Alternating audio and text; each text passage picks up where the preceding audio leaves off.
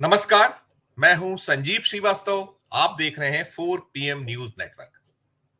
प्रधानमंत्री नरेंद्र मोदी जी, भारतीय जनता पार्टी और राष्ट्रीय स्वयंसेवक संघ का सनातन सनातन हिंदुत्व प्रेम वोट बैंक तक सीमित है। ये किसी से छुपा हुआ नहीं है।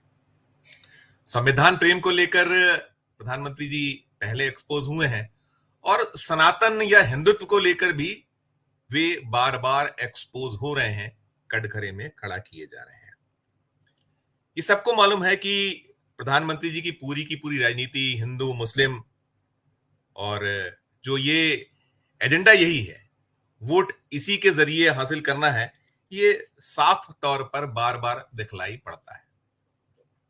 यदि कभी मंदिर से जुड़ा कोई मसला आए और कुछ गड़बड़ियां हो या कटघरे में खड़ा किया जाए सरकार को, या जो डबल इंजन की सरकार कही जाती है जहां भारतीय जनता पार्टी या एनडीए की कोई घटक दल वाली सरकार हो, तो फिर प्रधानमंत्री जी वो ऐसे मामलों में चुप्पी साध जाते हैं।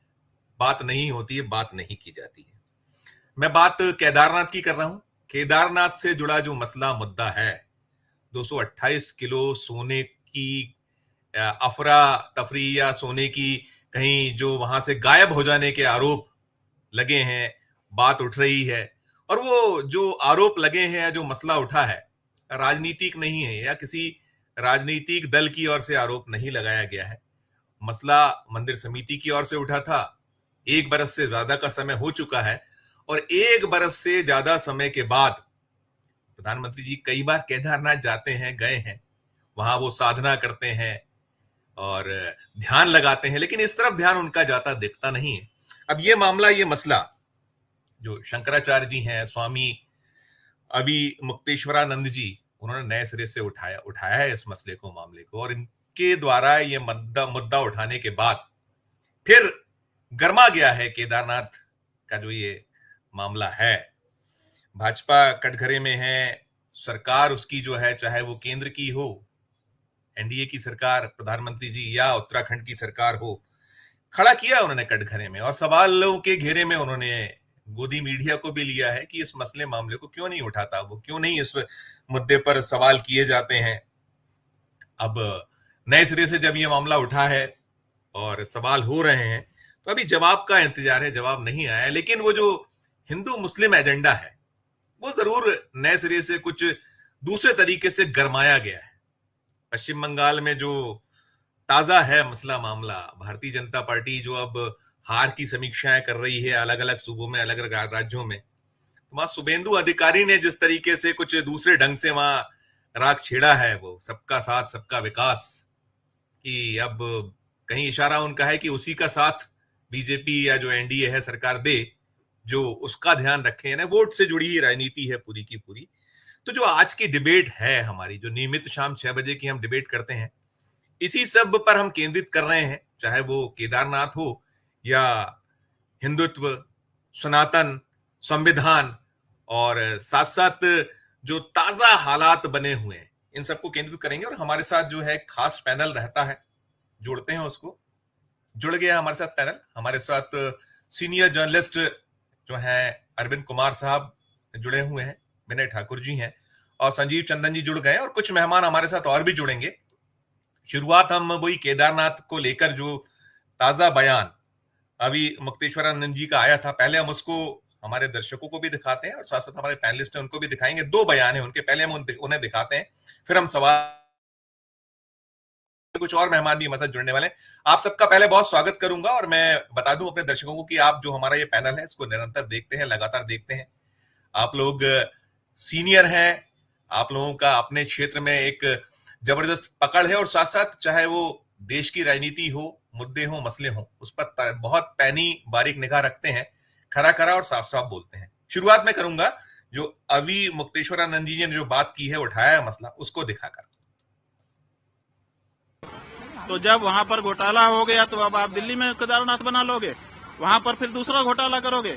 228 किलो सोना केदारनाथ से गायब कर दिया गया। ये कहाँ का नियम है? क्यों नहीं उठाते हो प्रेस वाले इस बात को?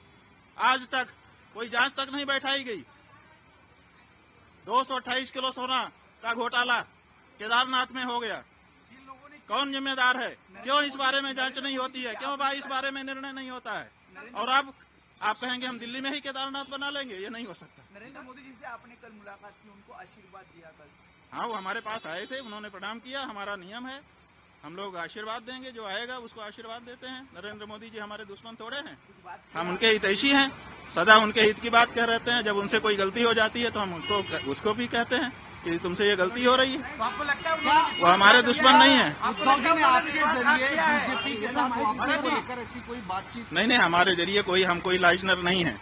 हमको श्रद्धा पूर्वक उन्होंने बुलाया था। हम, जैसा कि हमारा नियम है, श्रद्धा से बुलाने पर जाते हैं। हम आए, उन्होंने पादुका पूजन किया और अपनी जो उनकी अपनी बातें थी वो भी हमारे सामने रखी, हमने उनको सुन लिया। ये जो बात हम कह रहे हैं वो हम अपने मन की बात कह रहे हैं और पूरे महाराष्ट्र की जनता की बात है। एक बयान ये था, उसके बाद एक बयान उनका और भी है जिसपे और क्लियर कर रहे हैं आगे, वो भी हम सुनते हैं उसको, फिर मैं सवाल करता हूं।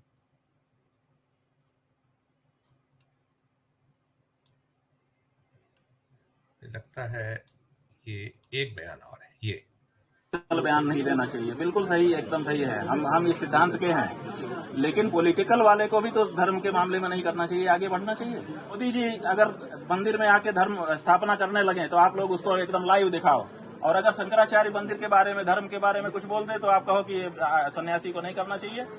राजनीतिज्ञ लोग धर्म में हस्तक्षेप बंद करें, हम गारंटी दे रहे हैं कि हम राजनीति में बोलना बंद कर देंगे। लेकिन आप हमारे धर्म में निरंतर हस्तक्षेप करते चले जा रहे हो और हम धर्म के बारे में ना बोले। अच्छा, जो राजनीतिज्ञ हैं, क्या उनके जीवन में अगर जो धर्म है उसका पालन उनको नहीं करना चाहिए? क्या हमको एक धर्माचार्य के रूप में किसी को सच्चा हिंदू तो नहीं बताना चाहिए? क्या हमको विश्वासघात जैसा जो पाप है उसके बारे में लोगों को, जनता को सचेत नहीं करना चाहिए? देखो, अगर तुम धार्मिक हो तो तुमको किसी के साथ विश्वासघात नहीं करना चाहिए। ये बात हमको नहीं कहनी चाहिए। हमने कोई राजनीति की बात नहीं कही, हमने धर्म की बात कही है। क्यों? क्योंकि केवल हम हिंदू हैं कह देने से नहीं होगा। जब हम धर्म के मर्म को जानेंगे और उसको अपने जीवन में अपनाएंगे तभी हम हिंदू होंगे। तो धार्मिकता अपने सच्चे स्वरूप में लोगों के जीवन में प्रतिष्ठित हो, उसकी व्याख्या समय समय पर अगर धर्माचार्य नहीं करेगा तो धर्माचार्य अपना कार्य नहीं कर रहा है, यह माना जाएगा। इसलिए जहाँ जैसा मौका होता है वहाँ हम धर्म की व्याख्या करते हैं। हमारा राजनीति से कोई लेना देना नहीं है, लेकिन राजनीतिज्ञ को भी अपने जीवन में धर्म का पालन करना चाहिए, विश्वासघात जैसा कार्य नहीं करना चाहिए। ये थे अभी मुक्तेश्वर आनंद जी, जो बड़े फायरिंग अंदाज में। हमारे साथ इस बीच शीतल पी सिंह साहब जुड़ गए, उनका मैं बहुत स्वागत करूंगा। और हमारे साथ अभी विवेक देशपांडे जी साहब भी जुड़े थे, विवेक जी का भी हम स्वागत करेंगे। बहुत स्वागत है, चूंकि शीतल पी सिंह साहब को कहीं और भी कुछ अभी शायद ट्रैवलिंग में है और कहीं जाना है, पहुंचना है, तो शुरुआत में सभी की अनुमति से उन्हीं से करना चाहूंगा। सर, ये जो पूरा का पूरा मामला नए सिरे से उठाया गया है शंकराचार्य जी की ओर से, कैसे इसको देखिएगा, कैसे लीजिएगा? जो वो बात कर रहे हैं, जो मांग कर रहे हैं, उसमें गलत क्या है? क्योंकि ये आया है कि वहां ऐसा कुछ नहीं हुआ है, सब कुछ ठीक है।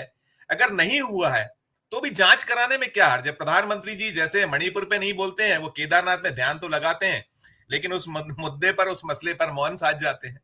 कैसे इसको आप एलोबरेट कीजिएगा? एक चीज ये, और दूसरा वो शुभेंदु अधिकारी जी का आज वक्तव्य आया। मैं अपने ओपनिंग रिमार्क में कह रहा था कि भारतीय जनता पार्टी हो या प्रधानमंत्री जी, उनकी पूरी की पूरी राजनीति तो वही हिंदू मुस्लिम पे ही टिकी हुई है। और उन्हें संकेतों में आज फिर वो कहा है, संविधान की रक्षा के लिए जो बात कही है कि सबका साथ सबका विकास, इशारा उन्होंने किया है कि वो उसी का हम साथ दें जो साथ हो, विकास उसी का किया जाए। तो दोनों पे आपकी टिप्पणी सुधीर, अपने शीतल पी सिंह साहब से। धन्यवाद। अरविंद को देख रहा हूँ बहुत दिनों बाद। इनकी तो मूंछें वूछें बहुत सफेद हो गई, कह रही हमारे भाई है, लेकिन अच्छा लग रहा है इनको देख के। जो शंकराचार्य जी ने कहा है, ये संविधान सम्मत भी कहा है, शास्त्र सम्मत तो है ही है, ये संविधान सम्मत है। हमारा संविधान ये कहता है कि हम धर्म को राजनीति में न हस्तक्षेप करने दें और उसको गड़बड़ न करें। वो चीजें अलग है, ये चीजें अलग है। राजनीति को धर्मनिरपेक्ष ही रहना चाहिए। लेकिन हुआ ये है कि हमने इसका उल्टा करना शुरू कर दिया है। राजनीति में धर्म का इतना प्रवेश हो गया है कि हर चीज हर जगह उसी का इस्तेमाल हो रहा है। चुनाव में तो मतलब कोई अब मर्यादा ही नहीं रह गई। तो अच्छा है कि अगर धर्म के जो मर्मज्ञ हैं और पीठासीन लोग हैं, वो इस गंभीरता को अगर समझ रहे हैं और राजनीतिज्ञों को चेता रहे हैं कि भाई राजनीति अलग रखिए, धर्म का काम धर्म के उन लोगों को करने दीजिए जो उसके विशेषज्ञ हैं और जो उसके पीठाधीश्वर हैं, जिनकी स्वीकृति थी, आपने उनसे उनका हिस्सा छीन लिया। और चूंकि आपके पास एक राजनीतिक ताकत होने के नाते सत्ता की ताकत मिल जाती है, स्टेट पावर है, उसका इस्तेमाल करके आप चीजें खराब कर रहे हैं। ऐसा करना ये बहुत अच्छी बात है, क्योंकि हमारे साउथ एशिया में, दक्षिण एशिया के देशों में ये समस्या रही है कि हमने तो खैर अभी नहीं, हमारा तो धर्मनिरपेक्ष देश है और था और रहना चाहिए, लेकिन जिन देशों ने धर्म को अपना आधार समझा, बनाया, उनका आपने देखा क्या हाल हुआ। पाकिस्तान हमारे सामने है और एक ऐसी राजनीतिक इकाई में बदल गया जिसमें न धर्म बचा न लोग बचे, और बेतरह चंदा मांग के किसी तरह सरकार चल रही है, और सामाजिक संकट इतना गहराया हुआ है कि लगता है कि वो चीन की एक कॉलोनी बन जाएगा। तो ये सब चीजें जो है, इस हमने तो नहीं पाया कि कहीं धार्मिक आधार पर कोई एग्जाम्पल नहीं है कि उसकी वजह से किसी देश ने सफलता हासिल की हो। आज के युग में, पिछली पूरी सेंचुरी में ऐसा नहीं हुआ, और इसके बाद भी कहीं ऐसा नहीं है। बल्कि यही पाया है कि जो आधुनिक समझबूझ है समाज चलाने की, राजनीति करने की, उसमें ज्यादातर यही है, चाहे जहां से हमने बोरो की है अपनी पूरी सभ्यता, यूरोप से ले या कहीं से, धर्म को कोशिश यही होती है। इसमें अलग अलग डिग्री हो सकती है कि इंग्लिश जो सोचते हैं और फ्रेंच जो सोचते हैं, उसमें डिग्री का अंतर है, या आज जो यहाँ हंगरी में जो लीडरशिप है वो कुछ सोच रही है, इसमें डिग्री का तो फर्क है, लेकिन इस बात पर कोई फर्क नहीं है कि धर्म अलग चीज है और राजनीति अलग चीज है, और दोनों में घालमेल नहीं करना चाहिए। एक धार्मिक पीठ है वेटिकन में तो है, लेकिन यूरोप में कोई देश उसके आधार पर अपने यहाँ राजनीति नहीं करता, ना उसके आधार पर वोट मांगता है। कुछ पार्टियां वहां भी हैं इस तरह की, लेकिन उनको समाज उपेक्षित कर देता है, और ये बहुत अच्छी बात है। हमारे यहाँ चूंकि समाज को बेसिक्स की प्रॉब्लम थी, हम बहुत गरीब देश थे, गुलाम भी थे, तो हमारे यहाँ शिक्षा दीक्षा नहीं हो पाई, समाज में सामाजिक बंटवारा भी था जाति और वर्ण वगैरह की वजह से, उसके भी दोष ने समाज के बड़े हिस्से को इस सब से वंचित रखा। लेकिन अब जब उसमें से कुछ लोग हर जगह से निकल के आ पा रहे हैं, मुख्य धारा में चीजों को जान रहे हैं, पढ़ी लिखी और विकसित और स्वीकृत चीजों को इस्तेमाल कर रहे हैं, तो वैसे में बिल्कुल अब इसमें इस पे बहस होनी चाहिए समाज में कि धर्म का जिस तरह से इस्तेमाल हम राजनीति में कर रहे हैं, तो हमें पाकिस्तान बनना है कि हमें कोई सभ्य देश में बदलना है? तो हम कॉपी किसकी कर रहे हैं? सबसे बड़ी बात तो ये हो रहा है कि हमारे समाज में ये विमर्श गायब हो गया है कि कोई ऐसा तो दुनिया में नहीं होता जो अपने से खराब की कॉपी करे। आदमी अपने से बेहतर बनने की कॉपी करता है, अपने से खराब की कॉपी कौन करता है? कक्षा 10 में परीक्षा देने वाला अगर नकल भी करेगा तो कक्षा 2 वाले की कॉपी थोड़ी करेगा, वो तो इंटरमीडिएट वाले की, ग्रेजुएशन वाले की कॉपी करेगा जिससे आगे जाए। हमारा उल्टा हो रहा है, हम कक्षा 2 वाले की कॉपी कर रहे हैं। हर बात में हम पाकिस्तान से संदर्भ लाते हैं, पाकिस्तान में ऐसा हो रहा है, पाकिस्तान भिखारी हो रहा है। अरे हो रहा होगा भाई, वो हमारे लिए आदर्श कैसे हो सकता है? बल्कि उसके अवगुणों को अध्ययन करके हमें उससे मुक्ति पानी चाहिए। और जो आपने दिखाए दोनों संदर्भ अभी आप शंकराचार्य जी के, ये बहुत आशावर्धक है और बहुत साफ है। वो बहुत स्पष्ट कह रहे हैं कि आप इस हमारे काम को अपने हाथ में मत छीनिए और न लीजिए, और उसके निष्कर्ष आप मत प्रतिपादित कीजिए। जिसका काम धर्म का संचालन करना है, धर्म को समझना है, पढ़ना लिखना है, जिन्होंने अपना जीवन धर्म को दे रखा है, वो पूरे जीवन उसी वस्त्र वेशभूषा में, उसी खान पान में, उसी नियम कायदे से अपना धर्म का काम कर रहे हैं। वो आपकी तरह सुख सुविधा लेके विदेश यात्राएं और वो सब नहीं कर रहे। तो क्योंकि आप दूसरे काम में है, इसलिए ठीक है आप उन सुख सुविधाओं का उपयोग कर रहे हैं, कोई बात नहीं। तो लेकिन आप वही काम करिए, फिर जिस काम के लिए आप उन चीजों का उपयोग कर रहे हैं वही काम करिए, वो है राजनीति। राजनीति आप करिए, धर्म का धर्म वालों पर छोड़ दीजिए। ये तो बात मुझे तो बहुत समझ में आ रही है। अब समाज इसको समझ के अपने सही निष्कर्ष निकाले, ये उसके ऊपर है, लेकिन ये बात समझ में आने वाली है और साफ है। जी बिल्कुल बिल्कुल ठीक कह रहे हैं सर। अभी सर बिल्कुल साफ कह रहे हैं सर कि राजनीति और दोनों का घायल, वो जो कहा उन्होंने कहा है शंकराचार्य जी ने, अभी मुक्तेश्वरानंद जी ने। लेकिन हम पाते हैं कि आप प्रधानमंत्री ये दोनों नावों में सवारी है कि वो सनातन की भी बात करेंगे, हिंदुत्व की भी बात करेंगे, लेकिन जब अवसर आता है कि उस संविधान सम्मत जहां करने की बात है, जो मांग की गई है अभी इस पे केदारनाथ वाले मामले में, वहां वो उस धर्म का पालन वहां नहीं करते हैं संविधान के तहत। कैसे इसको आप डिस्क्राइब कीजिएगा अरविंद सर?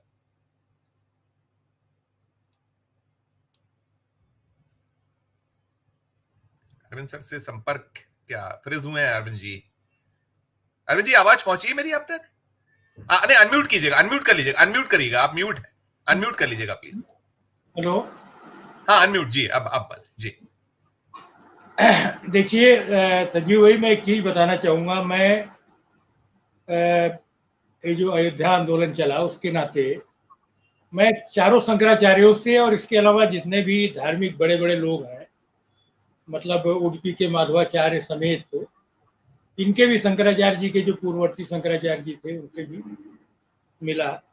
और अयोध्या आंदोलन में भी अगर आप इनके पूर्ववर्ती जो शंकराचार्य जी थे, स्वामी स्वरूपानंद, अगर आप उनको देखेंगे तो इस पीठ के जो भी शंकराचार्य हुए हैं वो काफी प्रगतिशील रहे हैं। स्वाधीनता आंदोलन में उनका योगदान रहा है, इनके पूर्ववर्ती शंकराचार्य जी का अगर आप देखेंगे। और बहुत खरी खरी, मतलब राष्ट्र निर्माण में बाधक कभी कोई वक्तव्य आया हो ऐसा लगा नहीं। तो इसलिए क्योंकि जो शंकराचार्य थे, चाहे श्रृंगेरी के शंकराचार्य हों, चाहे कांची कामकोट के हों, या जो है ये, तो इनको ये हमेशा विश्व हिंदू परिषद की राह में बाधक ऐसा इनको लगता रहा। इसलिए इन्होंने क्या किया कि शंकराचार्य की संस्था को ही बदनाम करने का काम किया जी। अगर आप गौर करेंगे तो इन्हीं के इसी पीठ पर, ज्योतिष पीठ और बद्रिकाश्रम में, उन्होंने एक समानांतर शंकराचार्य स्वामी वासुदेवानंद सरस्वती को पैदा किया जी। वो ये इन्हीं के प्रमोट किए हुए थे। हर मंचों पे इंट्रोड्यूस कराया जाता था कि साहब ज्योतिष पीठ और इसके शंकराचार्य महाराज जी फला। और ये हर बार अगर आप उठा के देखेंगे, उस समय चूंकि मैं जब अमर उजाला में काफी लंबे समय रहा तो अयोध्या आंदोलन के नाते मुझे बहुत जगह जगह जाना पड़ा, तो मैंने देखा है सब कि कैसे कैसे उनके बारे में, और सबसे मिला हूँ, इसलिए कौन क्या होता है तो इसको हमें अच्छे तरीके से। बीच में जरूर ये रहा कि इनके साथ एक बहुत ही प्रभावशाली, जिसको कहिए कि साधु, जो पश्चिमी उत्तर प्रदेश में बड़ा प्रभाव था, स्वामी वामदेव जी महाराज, वो इनके साथ जुड़ गए थे, जिसके नाते पश्चिम में काफी बड़ी संख्या में जो जाट समुदाय का और बाकियों का जुड़ाव जो हुआ वो हुआ। लेकिन ये शंकराचार्य की संस्था को अगर आप देखेंगे तो संघ परिवार शंकराचार्य की संस्था के बारे में कोई बहुत अच्छी राय रखता हो ऐसा कभी नजर आता नहीं। जो है शंकराचार्य को के प्रति वो ज्यादा बोलते इसलिए नहीं है क्योंकि सबको पता है कि शंकराचार्य एक सर्वोच्च पदवी है और उसके बारे में ज्यादा कुछ बोलना ठीक नहीं है। लेकिन काम जितने हुए हैं वो इस संस्था को ध्वस्त करने के काम लगातार होते रहे। और अभी भी जिस तरह की भाषा बोल रहे हैं शंकराचार्य जी, जिस तरह की बातें रख रहे हैं, और जिस तरह से उन्होंने अयोध्या के मामले में जिस तरह की बातें रखी कि भाई जब तक पूर्ण ना हो जाए मंदिर, तो ये सारे जो सवाल हैं, अब इन सवालों का एक बात तो ये है, देखिए कौन क्या कहता है, उसका क्या असर हो रहा है कि नहीं हो रहा है, ये अंतोगत्वा चुनाव ही तय करता है। और जिस राज्य में ये सारी चीजें होती रही हैं, जिस राज्य को में सबसे ज्यादा ये सारी चीजें की गई, उस राज्य का जो जनादेश रहा वो क्या रहा। उस राज्य के जनादेश ने ये पाया कि जो शंकराचार्य जी जो बात कर रहे थे वही सही थी। और इसीलिए मैं तो इसको जोड़ रहा हूं कि चाहे वो आप जितने भी धर्म नगरियां हैं उनमें जो है, मैं हार जीत की बात नहीं कर रहा हूं, उनमें इनके वोटों में बहुत तगड़ी गिरावट आई है, ये साफ साफ दिख रहा है। जो बिल्कुल राज की आप बात कर लीजिए, आप और जगहों की बात कर लीजिए। हेमा मालिनी जी को तो केवल वॉकओवर मिला हुआ था क्योंकि कोई कैंडिडेट ही नहीं था उनके सामने।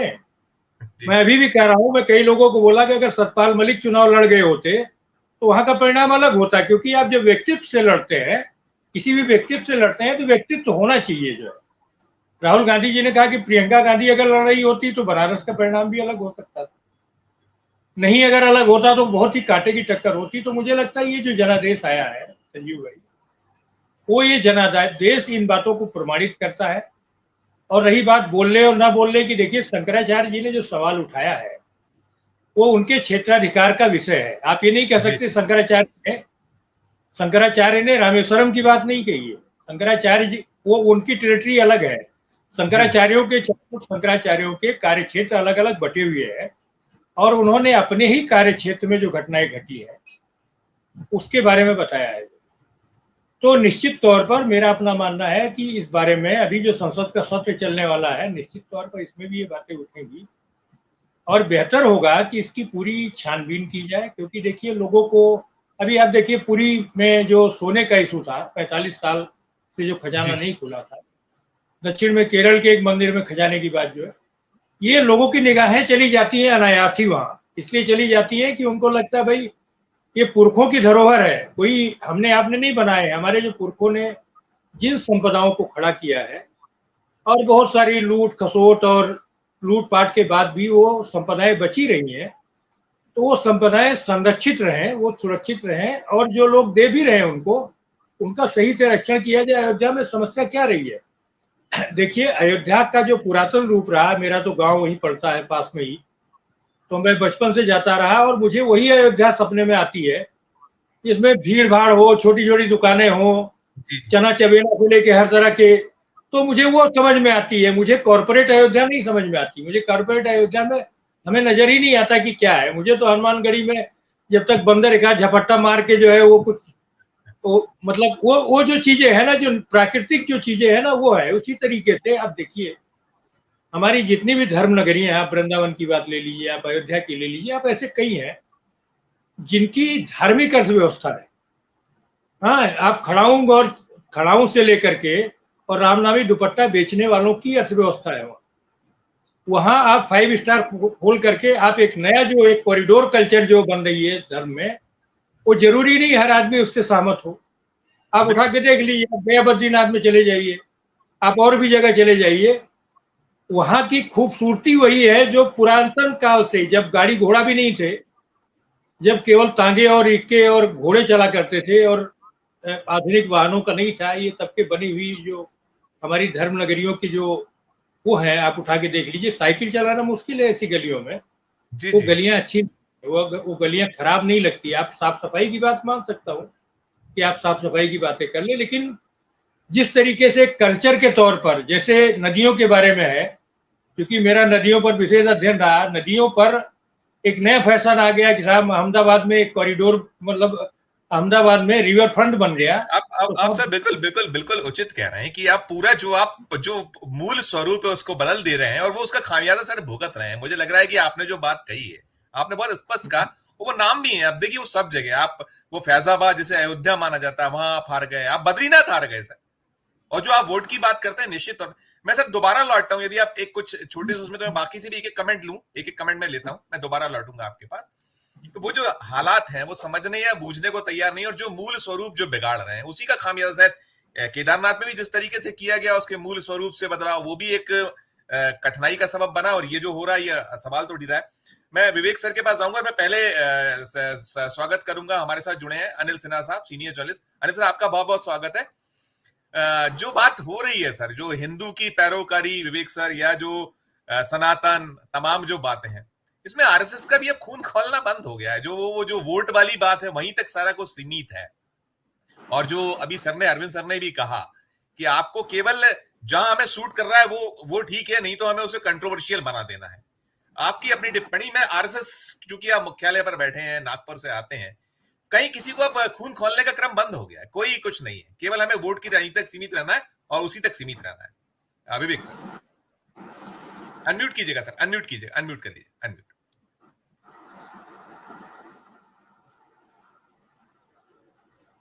अनम्यूट कीजिए, अनम्यूट।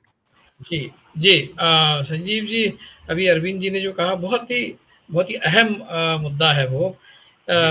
मैंने इस मुद्दे को और फोरम पे भी बोला है, बिल्कुल इसी तर्ज पर बोला है कि हिंदू धर्म का जो स्वरूप है उस स्वरूप से वाकिफ ही नहीं है। इनको शायद पता है, लेकिन इनका इंस्पिरेशन जो है, जैसा सबसे पहले जिन्होंने बात की उन्होंने कहा कि शीतल सिंह ने कहा कि हमारा आदर्श क्या पाकिस्तान है, मतलब पाकिस्तान धर्म पर आधारित जो एक स्टेट है, क्या हम उसका एग्जाम्पल फॉलो करने वाले हैं? उसका एग्जाम्पल फॉलो करेंगे तो हमारा दूसरा पाकिस्तान बन जाएगा। बिल्कुल इनकी सारी जो प्रेरणाएं हैं संघ परिवार की, इनकी सारी प्रेरणाएं ये बाहर से आती है। इनकी आइडियोलॉजी, जो पूरी आइडियोलॉजी और मेथोडोलॉजी दोनों बाहर से आती है।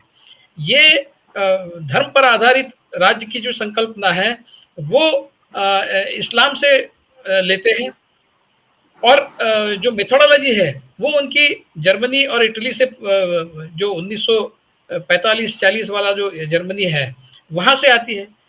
इनका पूरा जो व्यवहार है वो फाशिस्ट लाइंस पर चलता है। इनका ये सिर्फ बात हिंदू की करते हैं। अब अरविंद जी ने जो बात कही वो देखिए वो बहुत महत्वपूर्ण है। ऐसा है कि हिंदू धर्म का जो स्वरूप है और हिंदू रीति रिवाजों का जो स्वरूप है उसको 5 स्टार बनाना, उसको 5 स्टार तरीकों में तब्दील कर देना, ये वेस्ट से आता है। इनको वेस्ट का बहुत आकर्षण है। वेस्ट में जिस तरह की चकाचौंध है उस चकाचौंध का इनको बहुत आकर्षण है। ये बात करते हैं हिंदू धर्म की, हिंदू संस्कृति की, लेकिन इनके सारे आकर्षण के बिंदु जो है वो भारत के बाहर के हैं। मतलब आप देखिए काशी विश्वेश्वर में वहां पर जो हमारे जो शंकर भगवान, जिनको मैं तो खैर मैं अथिस्ट हूँ लेकिन हिंदू धर्म को जितना समझता हूँ, शंकर भगवान जो महादेव जो है वो बैरागी है, उनका स्वरूप बैरागी है। वो पहाड़ पर रहते हैं, जंगल में रहते हैं, उनके आजू बाजू में झाड़ के पत्ते गिरे हुए होते हैं, उनके आजू बाजू में सांप है और तरह तरह के जानवर हैं, और वो बहुत कम कपड़ों में वहां बैठते हैं और तपस्या करते हैं। उनके आजू बाजू में एक तरह से जंगल का माहौल है। इन्होंने क्या किया, इन्होंने काशी विश्वेश्वर में जो माहौल बनाया है वो 5 स्टार फैसिलिटीज क्रिएट की, और बहाना ये बताते हैं कि जब अंतर्राष्ट्रीय टूरिस्ट आएंगे तो वो उनके लिए उस तरह की व्यवस्था होनी चाहिए। अंतर्राष्ट्रीय टूरिस्टों के लिए आप हिंदू धर्म का स्वरूप बदलेंगे, वो आएंगे तो जो स्वरूप हिंदू धर्म का मूल है उस रूप में देखें। आपने तो यह आग्रह धरना चाहिए। लेकिन आप जो गंगा आरती होती है वाराणसी में, वहां जाके देखिए आप, वो जो घाट वाट बनाया है, मुझे किसी ने बताया कि वहां तो पूरी तरह से कमर्शियलाइज हो गया है। तो ये धर्म को कमर्शियलाइज कर रहे हैं। मतलब ये धर्म के सबसे बड़े पातकी है। ये बात करते हैं धर्म की, लेकिन धर्म के नाम पे सबसे बड़े पाप इन्होंने किए हैं। और इनके जो अंधभक्त है, मूर्ख अंधभक्त, वो सारी चीजों को सपोर्ट करते हैं। और ये जो शंकराचार्य अभी मुक्तेश्वरानंद जो भी बात कर रहे हैं, जो भी चल रहा है, वो धर्म सत्ता और राज सत्ता में अभी जो लड़ाई छिड़ पड़ी है उसका नतीजा है। नरेंद्र मोदी, मैंने ये भी बार बार कहा है कि नरेंद्र मोदी धर्म गुरु भी बनना चाहते हैं। वो सिर्फ राजा नहीं रहना चाहते, वो धर्म गुरु भी बनना चाहते हैं। इसलिए जो सारी जो नाटकबाजी है, जो आडंबर वो करते हैं, इस मंदिर में जाके बैठ, उस मंदिर में जाके बैठ, 10 कैमरे लगाओ, और वो सोशल मीडिया पर इनका जो रूप हम देखते हैं हमेशा एक हिंदू साधु का, तो ये साधु भी बनना चाहते हैं। तो ये राजनीति में तो बाबागिरी लाए हैं, लेकिन अभी धार्मिक बाबा भी ये बनना चाहते हैं। ये सारी जो पावर्स है, धर्म की सत्ता और राज की सत्ता, ये सब अपने हाथ में लेना चाहते हैं। और ये जो इनका नरेंद्र मोदी जी का ये जो तरीका है, इससे हमारी जो धार्मिक इंस्टीट्यूशंस है, शंकराचार्य की इंस्टीट्यूशन है, वो इससे थ्रेटेंड फील करती है। उनको लग रहा है कि ये आदमी जो है ये हमारी भी ताकत ले रहा है, राज सत्ता में तो ये है ही बना हुआ, और धार्मिक सत्ता भी अपने हाथ में लेना चाहता है। ये है उनकी समस्या, ये है उनका प्रॉब्लम, जो सही है, अपनी जगह ठीक है। क्योंकि आप अगर ये मानते हैं कि धर्म की अपनी एक अहमियत है और धर्म की अपनी एक इंस्टीट्यूशन है, तो आप धर्म की इंस्टीट्यूशन को क्यों खराब कर रहे हैं? और इनके नियम जो है वो इनके धर्म के जो नियम है वो अपने हिसाब से ढालते हैं। मतलब सबरीमला टेम्पल में, सबरीमला में अगर सुप्रीम कोर्ट कहता है कि वहां महिलाओं को जाने देना चाहिए, तो उसका ये विरोध करते हैं, बोलते हैं कि हिंदू धर्म की रीति है। खुद सरसंघ चालक ने कहा, पहले तो वो उन्होंने विरोध किया, उन्होंने सपोर्ट किया था कि महिलाओं को जाने देना चाहिए, और बाद में जब माहौल बदल गया तो संघ के प्रमुख ने अपना वक्तव्य भी बदल दिया। ऐसा अगर है तो शंकराचार्य जो कह रहे थे अयोध्या के मंदिर में पूजा पति और पत्नी के जोड़े ने करना चाहिए, वहां पर पत्नी एक स्त्री का होना आवश्यक है, तो वहां आपको स्त्री नहीं चाहिए। वहां पे ये अकेले, जिसको एक कोलोक्वियल लैंग्वेज में संटे कहते हैं, वो अकेले बैठकर पूजा कर रहे हैं। जबकि हिंदू धर्म की रीति क्या है, तो आप सबरीमला में नियम बताते हैं हिंदू धर्म का, और अयोध्या के मंदिर में वहां आपको स्त्री नहीं चाहिए, क्योंकि इनको पूरा उसका पॉलिटिकल एडवांटेज लेना है मोदी जी को। तो आप अपने हिसाब से हिंदू धर्म के नियम को बदलेंगे। तो ये जो सारा ढोंग चल रहा है और ये सारा धर्म के साथ में खेल, हिंदू धर्म के साथ में सबसे बड़ी खिलवाड़ अगर कोई कर रहा है तो संघ परिवार कर रहा है। जिस तरीके से ये, अब जैसे शीतल जी ने कहा, ये पाकिस्तान से हमारा इंस्पिरेशन आता है क्या? दुनिया भर में जहां पर भी धर्म पर आधारित राजसत्ता का प्रयोग हुआ है वो सारा फेल हुआ है और वो बहुत डेंजरस उस देश के लिए प्रूव हुआ है। आजकल जो राइट विंग की बात होती है हर देश में, हंगेरी हो चाहे स्लोवाकिया हो, जहां जहां जहां वो राइट विंग का राइज हुआ है, फ्रांस हो, अमेरिका हो, इस तरह का जो रिलीजियस कंजर्वेटिज्म होता है वो हमेशा ही म्यूचुअली एक्सक्लूसिव होता है। मतलब वो एक दूसरे को एक्सक्लूड करते हैं। कल अगर ट्रम्प वहां पर आते हैं तो वहां पर क्रिश्चियनिटी जो है, अमेरिका में जो क्रिश्चियनिटी और क्रिश्चियनिटी को फॉलो करने वाले जो समझते हैं कि धर्म का स्थान होना चाहिए राजसत्ता में, वो वहां के जो हिंदू है और वहां के जो मुस्लिम है उनके साथ में अच्छा व्यवहार नहीं करेंगे, लेकिन ये उनके नाम से पुकारा करते, ये ट्रम्प को सपोर्ट करते। फिर एक बार ट्रम्प सरकार, तो वहां ट्रम्प की सरकार आएगी तो वहां के हिंदुओं के साथ में क्या न्याय होगा? तो ये इनको कुछ समझ भी नहीं है और ये सारे अपने स्वार्थ के हिसाब से अपने नियमों को ढालते हैं और धर्म को भी अपने कब्जे में लेना चाहते हैं, धर्म की सारी इंस्टीट्यूशंस को भी अपने कब्जे में लेना चाहते हैं, जिसकी वजह से ये सारे जो धर्माचार्य है ये आहत है। और केदारनाथ के मंदिर के साथ में भी जो हो रहा है, मैंने तो कहीं वो खबर पढ़ी नहीं, मैं बड़े बड़े अखबार मैंने देखे, कहीं भी ये इस तरह से सोना चोरी हुआ है इसकी खबर नहीं आ रही है। क्यों नहीं आ रही मुझे पता नहीं, और इसके बारे में सरकार भी कुछ बयान नहीं दे रही। तो क्या वहां का सोना उठा कर ये दिल्ली में जो नया केदारनाथ मंदिर बना रहे हैं वहां पे डाल रहे हैं? क्या हो रहा है? सरकार का दायित्व बनता है इसके बारे में एक्सप्लेनेशन देना। तो ये सारे धर्म के चोर है, इनको धर्म की कोई समझ नहीं है, धर्म की चोरी करते हैं। और लोगों ने एक बार तो इनको झटका दिया है, ये इसी तरह से इनका ये रुख अख्तियार करते रहे तो आने वाले 5 साल में इनकी पूरी नींव ही फिसल जाएगी और ये पूरी तरह से एक्सपोज हो जाएंगे, बुरी तरह से एक्सपोज हो जाएंगे। संजीव बिल्कुल बिल्कुल जी, बिल्कुल नहीं, एक्सपोज तो होना शुरू हो गया है, बिल्कुल हो चुका है। संजीव सर, आपसे चाहूंगा, जो अभी कहा आप धर्म की सत्ता भी के उस पे कब्जा चाहते हैं, बल्कि किया हुआ है आपने, और राज सत्ता तो आपके हाथों में है ही, लेकिन जब धर्म की रक्षा की बात आती है वो यही तो उठा रहे हैं ना कि वहां उसकी कम से कम जांच तो हो जाए। एक अदद आप मौन है, खामोश हैं, वोट तक आप सीमित है मामला कि जो आपको सूट कर रहा है वहां तक आप बोलिए, बाकी खामोशी अख्तियार कर लीजिए। तो गलत क्या बोलना है? वो जो अभी मुक्तेश्वर नंजी जो बात कर रहे हैं, कहाँ गलत है? आप करिए ना, क्यों नहीं करते हैं आप? संजीव सर।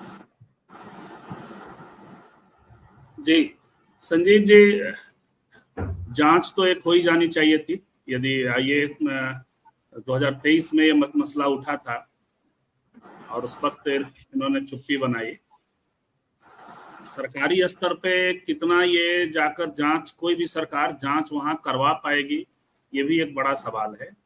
इसलिए बड़ा सवाल है कि ये धर्म के जो लोग हैं, धर्म के जो ठेकेदार हैं, उनके आपसी संघर्ष इस देश ने देखे हैं और कई बार तो खूनी देखे। मठों के मठाधीश भी मारे गए हैं, बड़े पैमाने पे नरसंहारों के तौर पे भी इस देश में चीजें ये दर्ज रही। केदारनाथ मंदिर में जो हुआ है वो एक पक्ष कह रहा है सोना चोरी हुआ है, दूसरा पक्ष कह रहा है सोना चोरी नहीं हुआ है, और ये सब धर्म के ही लोग हैं। ये जो धर्म की जो सत्ता है और राज सत्ता और ये सबका एक बड़ा भौंडा प्रदर्शन तो हम सब ने देखा, मुकेश अंबानी के यहाँ हो गया। कहा गया है कि यशस्य वित्तम सनरह कुलीना सएव वक्ता सही गुणज्ञ। तो जिसके पास धन है वो सब, उनके आगे सारे लोग नतमस्तक दिखे, उसमें ये शंकराचार्य भी थे। अब इनको कोई प्यार से बुलाए तो कहीं भी चले जाते हैं, क्या हम बुलाएंगे तो हमारे घर चले आएंगे?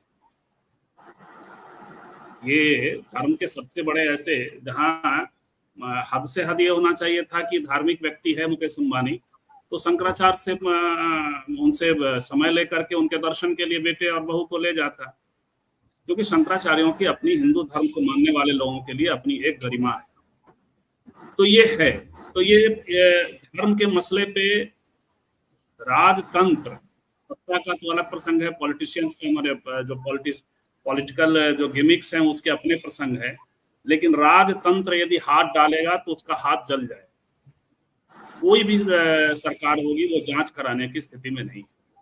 दिल्ली वाला जो प्रसंग है, दिल्ली वाले में खुरापात हो रहा था, केदारनाथ के नाम पे एक और केदारनाथ मंदिर वहां बनाया जा रहा था, जिसको लेकर के वहां उत्तराखंड के मुख्यमंत्री को के द्वारा उद्घाटन करवाया गया। लेकिन अब वो लोग बैकफुट पे हैं। जब सवाल उठा है और खासकर शंकराचार्य ने उठाया है, तो वो कह रहे हैं कि हम मंदिर का नाम बदल देंगे।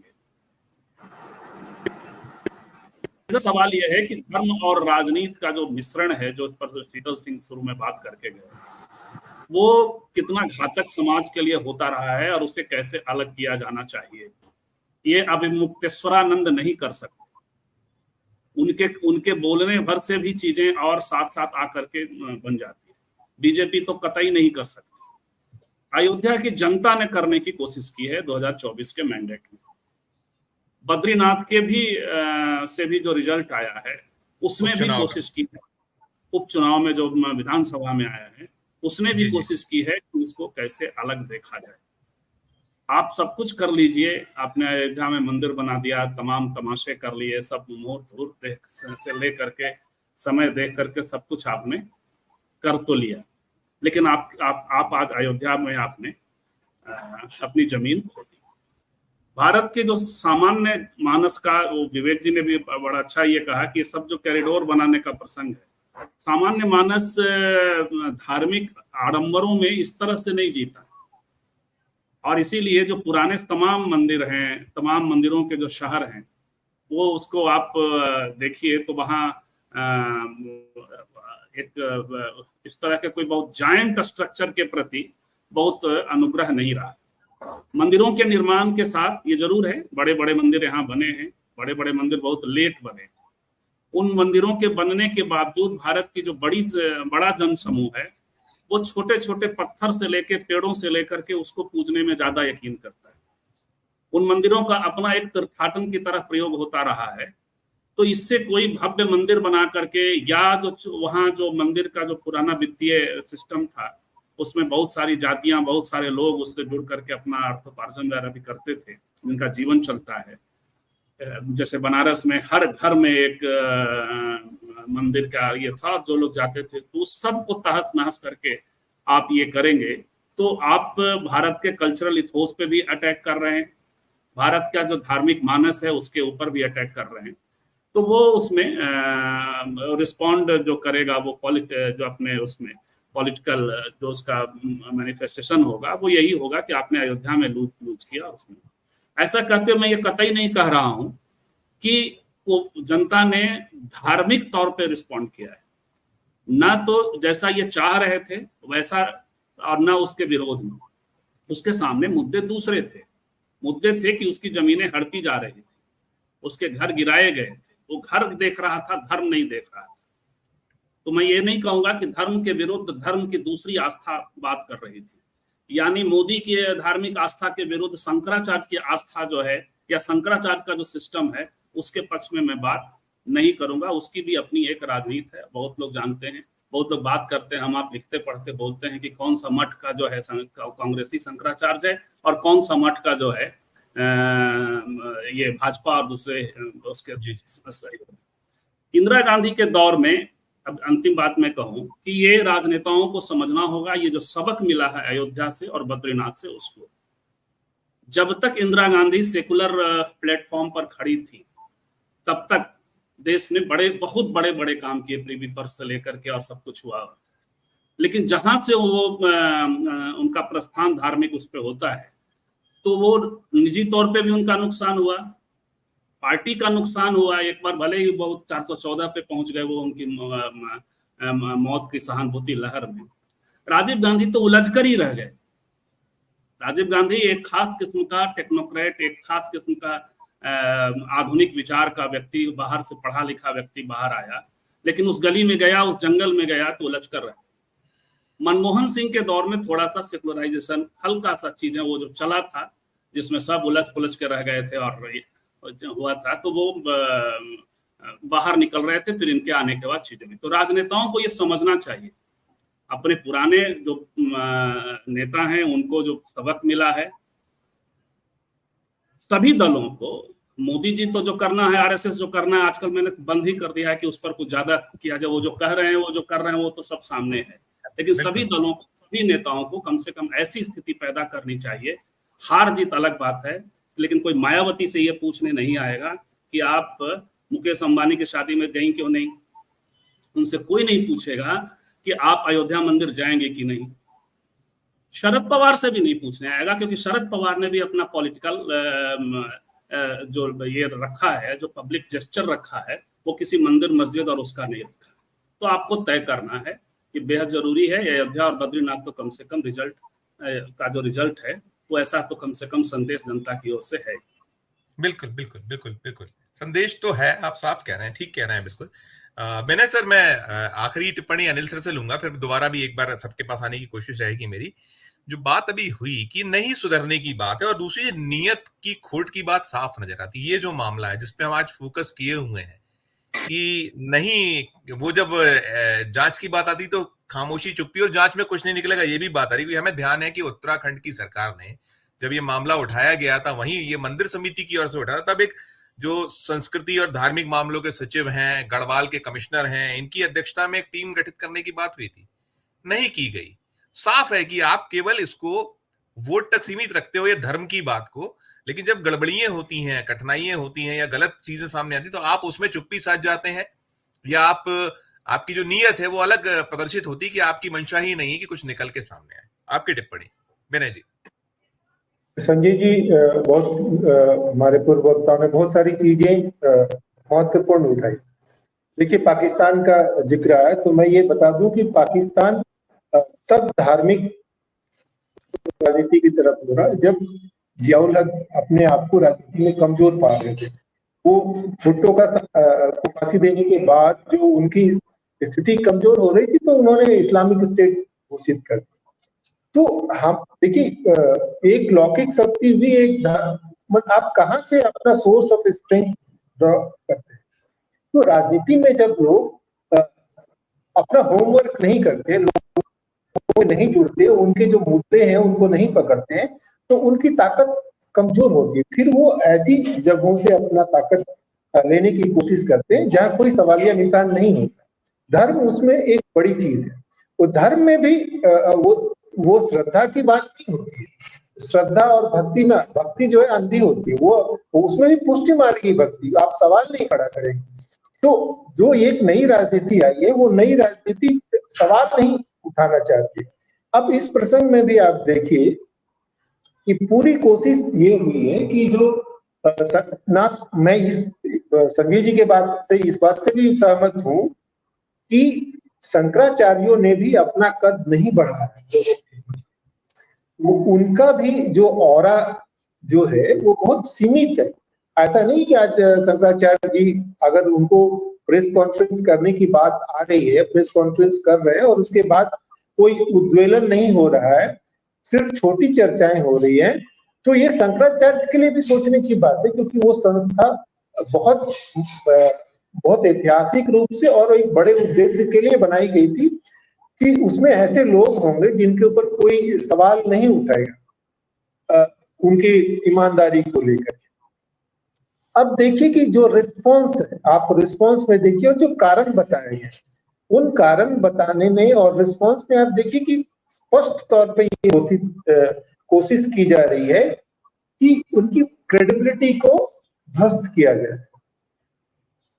आप क्रोनोलॉजी देखिए, कारण आता है कि बॉम्बे के एक उद्योगपति ने अपना नाम गुप्त रखने की कीमत पे इतना सोना दिया था कि उसकी गोल्ड प्लेटिंग हो जाए। ठीक है, वो अपना नाम जाहिर नहीं करना चाहते, वो कौन है पता नहीं।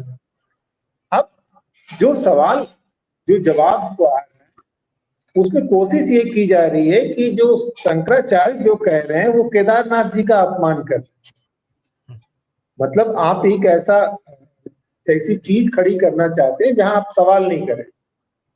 दूसरी तरफ वो रिसर्च में बोलते हैं कि लीडिंग क्वेश्चंस, आप सवाल ऐसा फ्रेम करते हैं कि उसका उत्तर पहले से तय होता है। आप किसी से पूछेंगे कि सिगरेट पीना अच्छा है या बुरा, तो आदमी अगर पीता भी होगा तो भी कहेगा कि नहीं, बुरी बात है। तो आप पूरा फ्रेमवर्क देखिए कि उनका जो रिस्पॉन्स है, अगर उनके पास ठोस चीजें हैं, उनको दिल्ली में आके प्रेस कॉन्फ्रेंस करना चाहिए।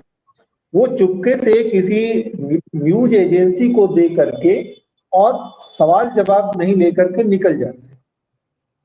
तो ये उनकी मेथोडोलॉजी दिखाती कि कहीं ना कहीं कुछ गड़बड़ है। ठीक है, बिल्कुल।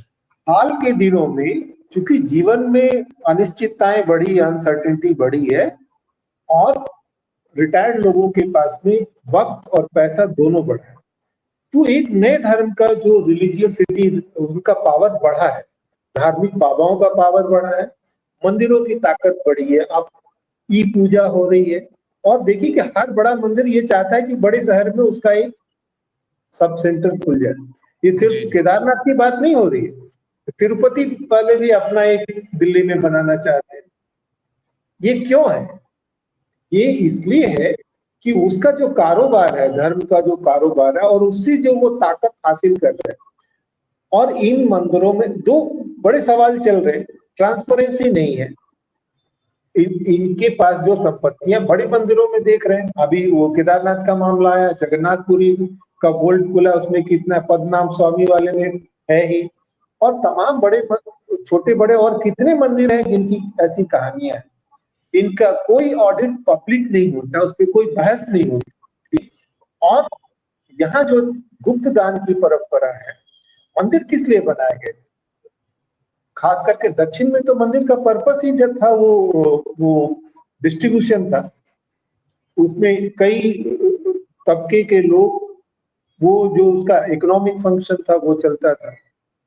उत्तर भारत में भी ऐसी चीजें थी, छोटी छोटी चीजें, जो बहुत सारे ऐसे धार्मिक शहर हैं जो अब बने हुए थे ट्रेड रूट पे, उनका जन्म हुआ और उसको वो कैटर भी करते थे। अब ये सवाल ये है कि जो रिलीजन की जो ताकत लेकर के आप लोगों को जो खामोश कराना चाह रहे हैं, विवेक जी ने बात कही कि वो अपना मॉडल जो है वो वेस्ट से ले रहे हैं और इस्लाम से ले रहे हैं, वहां से ले रहे हैं। तो एक कविता तो सब हम लोगों ने, तुम भी हम जैसे निकले, बहुत फेमस है ही, अरे बधाई बहुत बधाई। पर ये जो मॉडल जो है, जो हम लोग जिस कम्युनिकेशन एज में रह रहे हैं, ये पूरा का पूरा मॉडल अमेरिकन मॉडल है, जिसमें जनता जो नहीं चाहती है उसको उस बात के लिए कैसे राजी कराया जाएगा।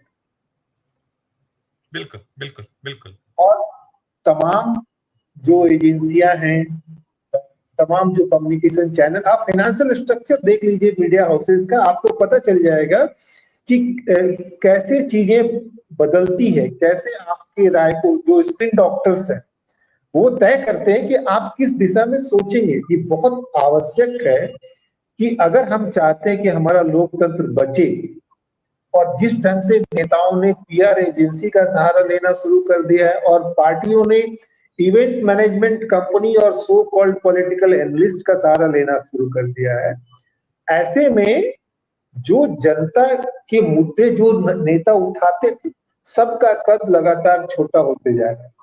और ये ऊपर से ये ताकतें जो है वो हमारी राजनीति को पूरी तरह से ध्वस्त करेगी। ये काफी चिंता की बात है संजय जी। बिल्कुल बिल्कुल बिल्कुल। वो हमारा जो है एक जो जिस तरह का डिटोरिएशन है वो हमें नुकसानदायक है, सीधी सीधी बात है।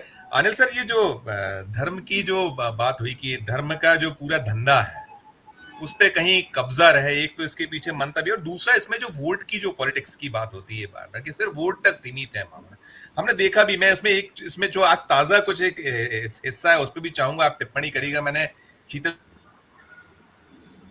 जो बंगाल में जो आज हुआ, जो शुभेंदु अधिकारी की ओर से निकल कर आया, शुभेंदु ने जो कहा वहां की जो सबका साथ और सबका विकास अब थमना होगा, मतलब सीधे सीधे क्लियर है कि वो हिंदू और मुस्लिम वाला मामला है कि हमारे साथ नहीं तो हम उनका साथ नहीं। संविधान को लेकर भी उन्होंने कहा संविधान बचाना है, तो और साथ साथ हमने असम के चीफ मिनिस्टर का भी है वो 12% से 40%, तो पूरा एजेंडा खुला हुआ है।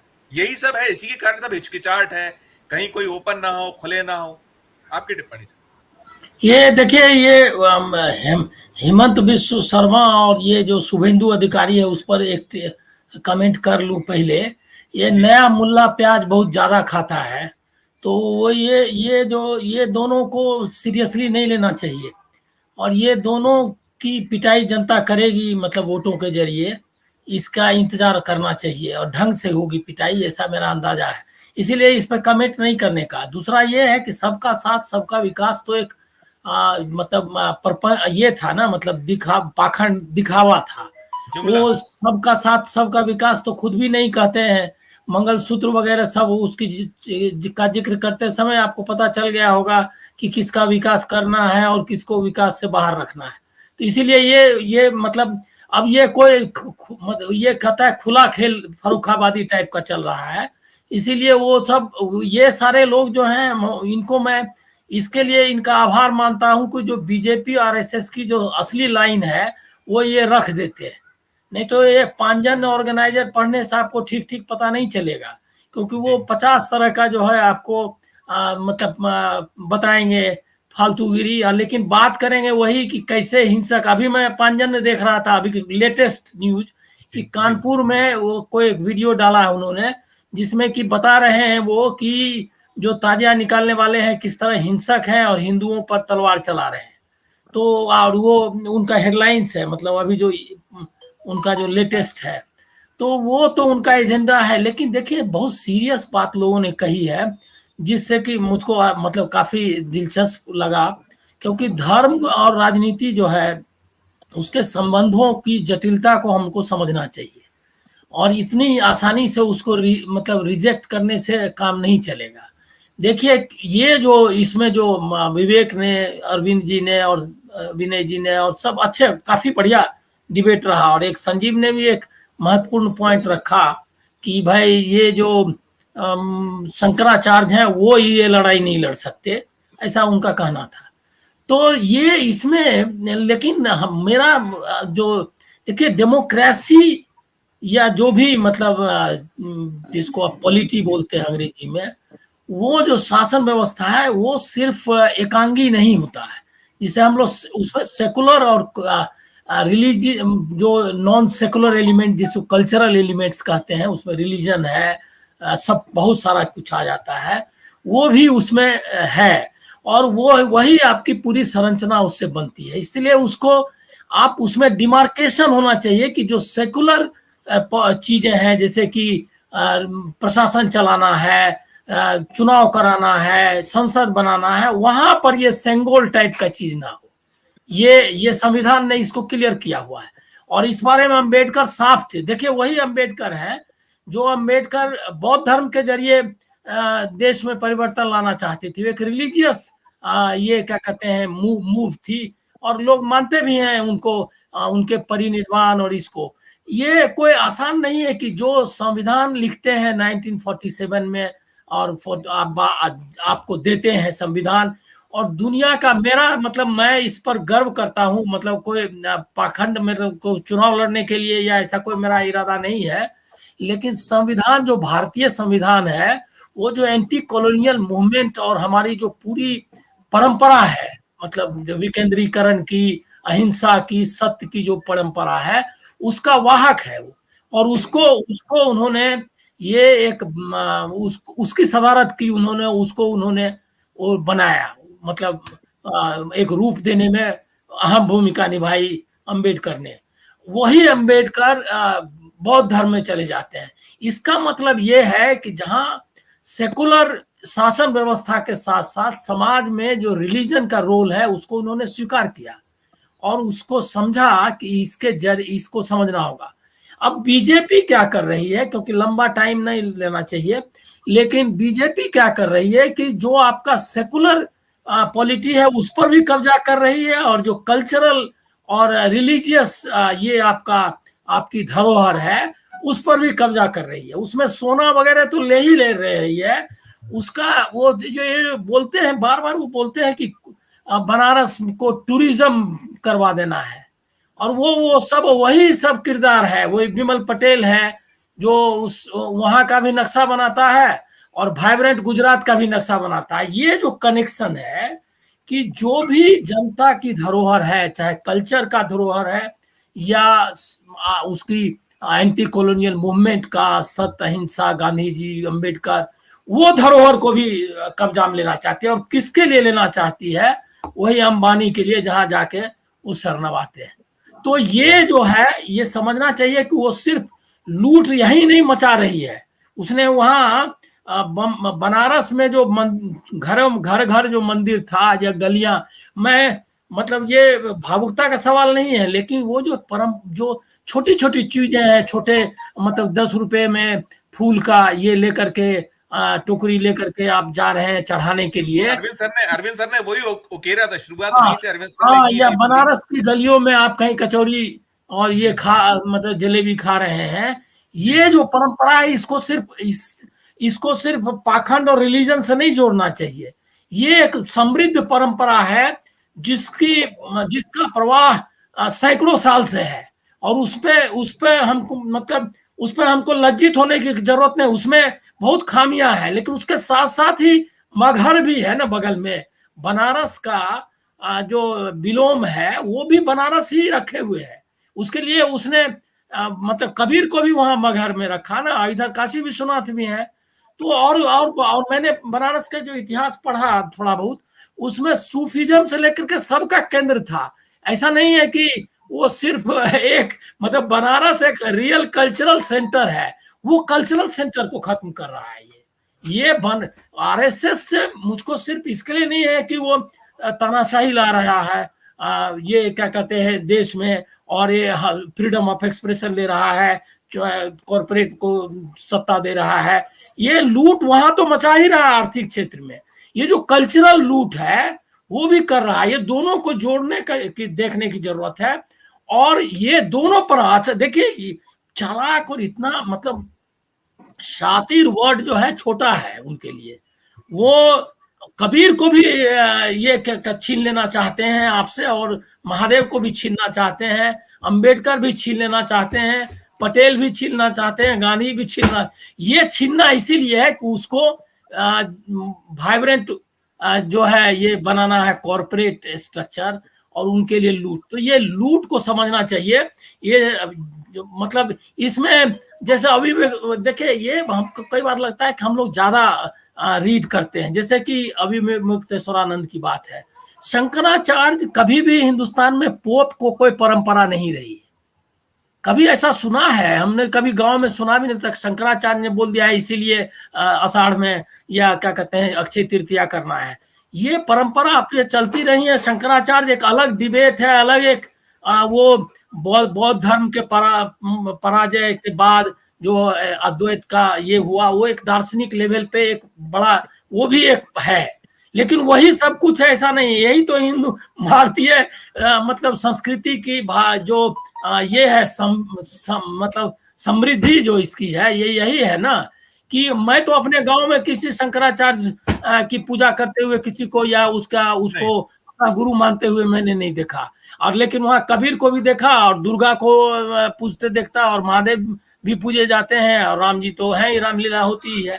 तो ये जो विविधता है इसको भी नष्ट कर रहा है ना ये, और इसको रिजेक्ट कर दिया। ये छोटी देखे, इसको ये छोटी बात मत समझिए कि अयोध्या को सिर्फ अपनी वजह, मैं इससे सहमत नहीं हूं कि उन्होंने अपनी वजह से उनको अस्वीकार कर दिया कि उनको जमीन जा रही थी। ये बात नहीं है।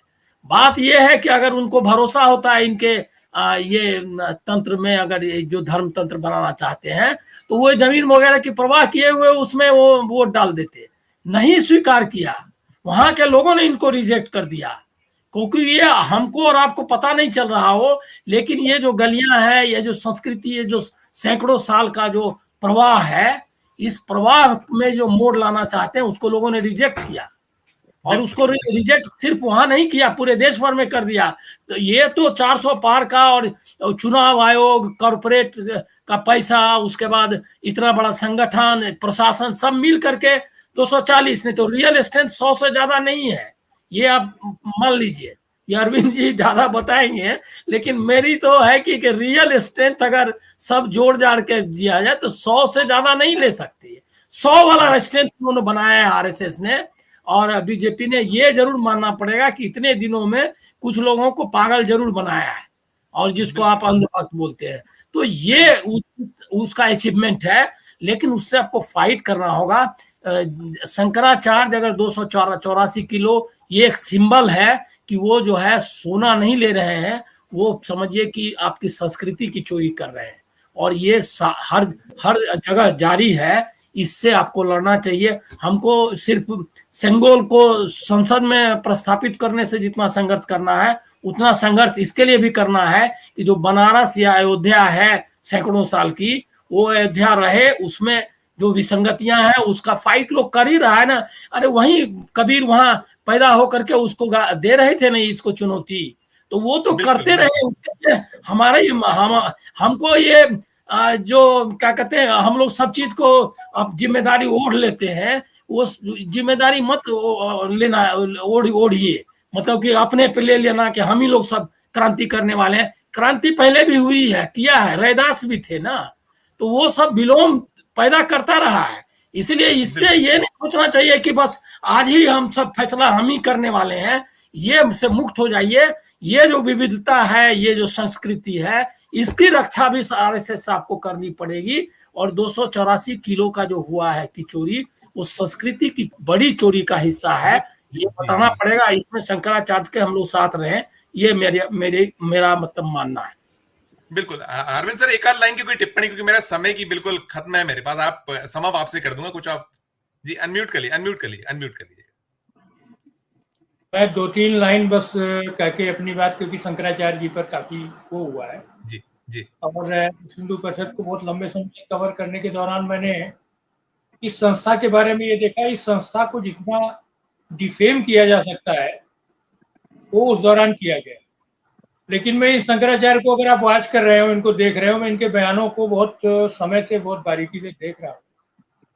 और देखिए, शंकराचार्य की स्थिति कबीरदास जी जैसी ना हो या किसी और की तुलना आप न करें, तो ये जरूर है कि उनके पास अपनी टेरिटरी से जुड़े हुए मंदिरों और उससे जुड़ी हुई जानकारियां होती हैं, इसमें कोई संदेह नहीं। जैसे हम लोग पत्रकार हैं और हमें होती, तो उनके पास जो जानकारियां हैं उसकी एक बात कही है, सरकार को वास्तविक तथ्यों से, अगर कुछ नहीं है, जो गुप्तदान वगैरह की बात हो रही थी कि नहीं साहब वो सब, तो उसके बारे में एक बार, क्योंकि ये सरकार के कब्जे में बहुत सारी चीजें वहां है, इस नाते कोई बड़ी बात नहीं है वहां, अगर आप उठा के देखेंगे तो ये कहना चाहूंगा। और आखिरी में जो एक चीज दिखाना चाहता हूँ कि ये ध्यान रखने की बात है कि ये 2014 भी नहीं है और ये 2019 भी नहीं है, अब ये गठबंधन की सरकार है जी। अटल जी जो आखिरी गठबंधन का घोषणा पत्र जारी हुआ था, पता नहीं आप लोगों ने देखा है या नहीं,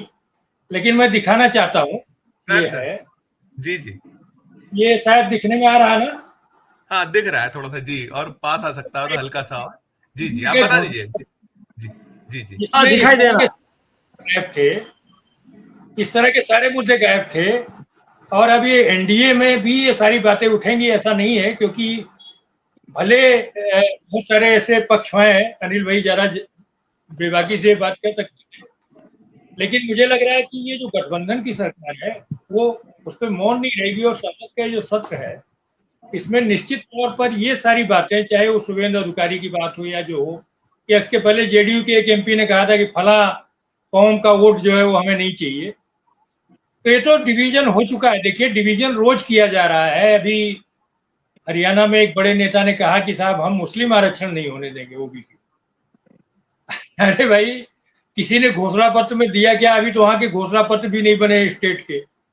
तो जो इस तरह के हिंदू वर्सेज मुस्लिम जो बनाने की जो लगातार कोशिश हो रही है, मुझे लग रहा है कि अगर ये कोशिशें जारी रही तो एक बहुत बड़ा झटका फिर से लगने जा रहा है, क्योंकि लोगों ने रिजेक्ट किया इसी चीज को। बिल्कुल यही तो चीज चल रही, पिछले 5-6 सालों से यही चीजें चल रही थी। और इससे ज्यादा झटका और क्या होगा कि आपने कश्मीर घाटी की सीटों पर आपने चुनाव ही नहीं लड़ा।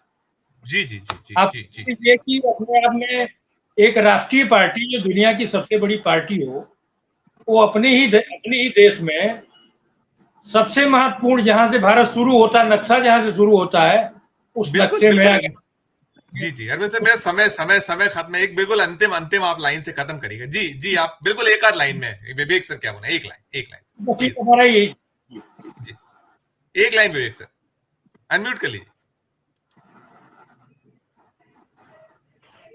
हाँ, मैंने जो पहले चरण में कहा, देखिए हिंदू धर्म का जो डिसेंट्रलाइज्ड स्वरूप है, अलग अलग पीठ है, बहुत सारी रीति रिवाज है, बहुत सारी उपासना पद्धतियां एक ही हिंदू धर्म में। ये क्या कर रहे हैं, ये उसको सेंट्रलाइज कर रहे हैं ये, और बड़े बेशर्मी के साथ ये लिखते भी है आर्टिकल्स में इनके आइडियोलॉग्स कि वेटिकन में क्या होता है, वेटिकन कैसा है, फिर मक्का मदीना कैसा है, तो ये राम मंदिर को वेटिकन जैसा बनाना चाहती है। बड़े बेशर्मी के साथ लिखा है इन्होंने, इतने शब्दों में लिखा है। तो ये हिंदू धर्म का मूल स्वरूप, मैंने जैसे कहा कि बैरागी शिव का मंदिर जो है उसको 5 स्टार बनाना, ये हिंदू धर्म की समझ से बिल्कुल परे है। तो जलियांवाला बाग में इन्होंने क्या किया, धर्म का संबंध नहीं, लेकिन जलियांवाला बाग में इन्होंने क्या किया, उसका जो उसकी जो गरिमा है, उस जो स्मारक है वहां पर जिस तरह की फीलिंग आनी चाहिए उसको भी इन्होंने 5 स्टार बनाया है। वो क्या 5 स्टार चीज है, वो उसका जो गांभीर्य है वो वहां से खत्म कर दिया है। तो इनको समझ नहीं है ये हिंदू धर्म की, इनकी सारी प्रेरणा जो है वो पश्चिम से आती है। ये बहुत महत्वपूर्ण मुद्दा है। ये सिर्फ बात हिंदू धर्म की करते हैं, इनकी प्रेरणा वहां से आती है। और अभी तो ऐसा हो गया है कि मोदी जी ने अपने आप को भगवान डिक्लेयर कर दिया है, तो फिर शंकराचार्य जो है और बाकी सारे जो लोग हैं उनका क्या काम है? अगर राजा भी ये है और भगवान भी ये है, धर्माचार्य भी ये है, ये जो सारी भूमिकाएं एक व्यक्ति में केंद्रित करने का जो प्रयोग है वो जो है वो बहुत डेंजरस है, और इसके खिलाफ बगावत होना बहुत लाजमी है। और वो बगावत वो जो शंकराचार्य जी है उनके वक्तव्य से बिल्कुल प्रतीत होती है। बिल्कुल बिल्कुल सर, मैं अनिल सिन्हा सर, विवेक सर, संजीव सर, बेनेश जी और हमारे पहले जुड़े अरविंद जी और शीतल पी सिंह का बहुत धन्यवाद ज्ञापित करूंगा कि एक अच्छी चर्चा, शानदार चर्चा के लिए बहुत बहुत धन्यवाद, बहुत बहुत आभार। तो ये थी हमारी आज की चर्चा, जिसमें निकलकर यही आता है कि भले ही कुछ अतिरंजना की जाए, लेकिन अब लोगों ने सबक सिखाना शुरू कर दिया है और वो नजर भी आने लगा है। इस चर्चा में इतना ही। हम फिर किसी नए विषय, किसी नई चर्चा के साथ आपके समक्ष उपस्थित होंगे। हमारा अनुरोध कि हमारे चैनल को लाइक कीजिए, सब्सक्राइब कीजिए और ज्वाइन का बटन नहीं दबाया तो ज्वाइन का बटन भी जरूर दबाइए। साथ साथ हमारे इस वीडियो के डिस्क्रिप्शन बॉक्स में जाकर ये जरूर बताइए कि ये चर्चा आपको कैसी लगी। प्यार बनाए रखिए, स्नेह बनाए रखिए और देखते रहिए 4 PM न्यूज नेटवर्क। धन्यवाद, नमस्कार।